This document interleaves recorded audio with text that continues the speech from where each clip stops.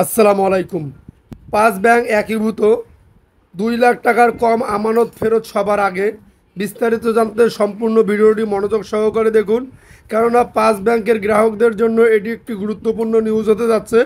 তার আগে অবশ্যই আমাদের চ্যানেলটি সাবস্ক্রাইব করে পাশে থাকা বেল বাটনটি অন করে রাখবেন পরবর্তী ভিডিওর জন্য, এবং অবশ্যই আপনার মূল্যবান মতামত জানাতে আমাদেরকে কমেন্ট বক্সে জানাতে পারেন। পাঁচটি ব্যাংকে একীভূত করে একটি ব্যাংক করার উদ্যোগ নিয়েছে বাংলাদেশ ব্যাংক। ব্যাংকগুলো একীভূত হওয়ার প্রক্রিয়া শুরু হবে প্রশাসক নিয়োগের পর। চলতি মাসের মধ্যেই প্রশাসক নিয়োগের বিষয়টি চূড়ান্ত করা হবে। একীভূত হওয়ার প্রক্রিয়ায় থাকা পাঁচ ব্যাংকের আমানতকারীদের মধ্যে 2 লাখ টাকা বা তার কম আমানত যাদের, তারা একবারে পুরো টাকা তোলার সুযোগ পাবেন। বাকি আমানতকারীদের টাকা ফেরত দেওয়া হবে ধাপে ধাপে।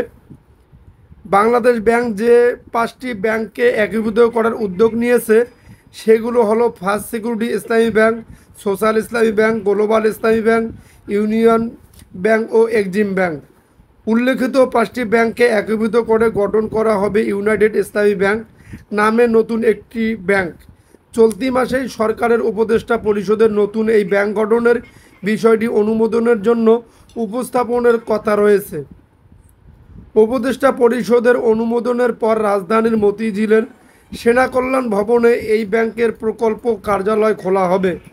নতুন ব্যাংক গঠনের পর ক্ষুদ্র আমানতকারীদের অর্থ ফেরত দেওয়াকে সর্বোচ্চ গুরুত্ব দিচ্ছে বাংলাদেশ ব্যাংক। কেন্দ্রীয় ব্যাংকের সংশ্লিষ্ট কর্মকর্তারা বলছেন, আমানত ফেরত দেওয়া শুরু হলে গ্রাহকদের মধ্যকার আতঙ্ক কমে আসবে, ফলে টাকা ফেরত দেওয়ার বাড়তি চাপে পড়তে হবে না নতুন ব্যাংকটিকে। নতুন ব্যাংকটি যাতে শুরু থেকে শক্ত ভিতের ওপর দাঁড়াতে পারে সেজন্য শক্তিশালী পরিচালনা পর্ষদ ও দক্ষ ব্যবস্থাপনা নিয়োগের বিষয়টিকে বিশেষ গুরুত্ব দিচ্ছে কেন্দ্রীয় ব্যাংক। ব্যাংক একীভূত কার্যক্রমে যুক্ত কর্মকর্তারা জানিয়েছেন, যাদের 2 লাখ টাকার বেশি আছে তাদের টাকা ফেরত পেতে অপেক্ষা করতে হবে, আর যাদের বেশি আমানত রয়েছে তাদের নতুন ব্যাংকের শেয়ার দেওয়ার প্রস্তাব করা হবে।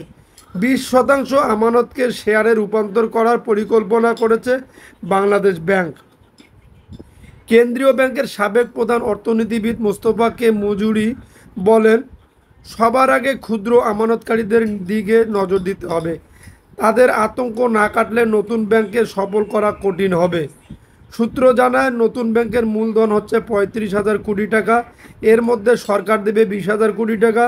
এছাড়া 15,000 কোটি টাকা আসবে ব্যাংক ও আর্থিক প্রতিষ্ঠানের চাঁদার টাকায় গড়ে ওঠা বাংলাদেশ ব্যাংকের আমানত বিমা তহবিল ও প্রাতিষ্ঠানিক আমানতকে শেয়ারে রূপান্তর করার মাধ্যমে।